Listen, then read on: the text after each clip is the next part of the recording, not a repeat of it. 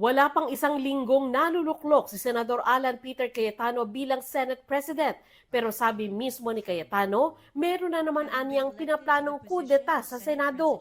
Medyo busy sila ngayon na trinatry kausapin yung mga miyembro namin na sumali ulit sa kanila. May invitations to talk, may pananakot.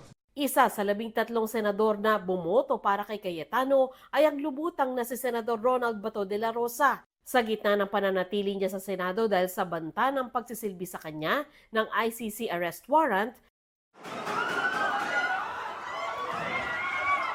nauwi sa gulong humantong sa pamamaril sa Senado noong Miyerkules. Umalis siya sa Senado Huwebes ng madaling araw. Ayon sa sources ng GMA News sa Senado, kabilang niya sa mga isyu laban kay Cayetano sa gitna ng pinag-uusapan anilang pagpapalit ng liderato sa Senado. Lumutang din ang pangangailangan anila ng Senate President na abogado para mamuno sa impeachment trial at isang Senate President na katanggap-tanggap sa mas maraming senador. Sa nangyari ngayon sa Senado, ayon kay dating Senate President Franklin Drilon, mahirap makatiyak na mananatili sa pwesto si Cayetano. Majority is so fragile. Right now, it's 12-11. So you can imagine that the political situation insofar as the leadership of the Senate is concerned is very, very unstable. The change in leadership depends on 13 senators. It can happen anytime. Para kay Drilon, nawala ng kontrol sa sitwasyon ng Miyerkules si Cayetano.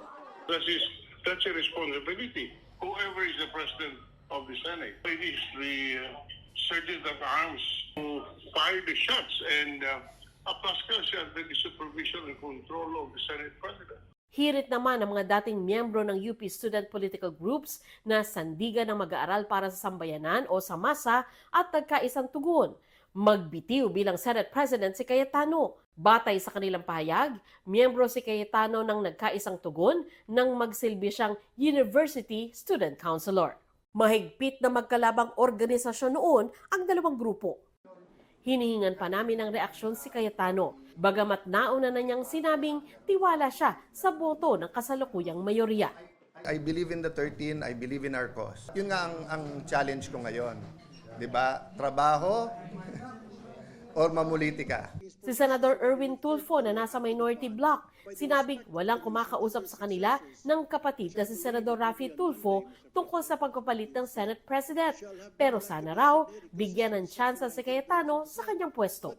Kung ako talaga tatanungin mo, siguro it's time na bigyan mo na ng pagkakataon na para makita natin kung talagang bagay siya dyan, karapat-dapat siya dyan. Si Senador Kiko Pangilinan na lumalabas ang pangalan sa sinasabing posibleng pumalit kay Cayetano, sinabing hindi siya interesadong maging Senate President. Tutulong na lang daw siya at mas importante anya sa kanya ang food security kesa Senate presidency. Sandra Aguinaldo, Nakatutok, 24 Oras.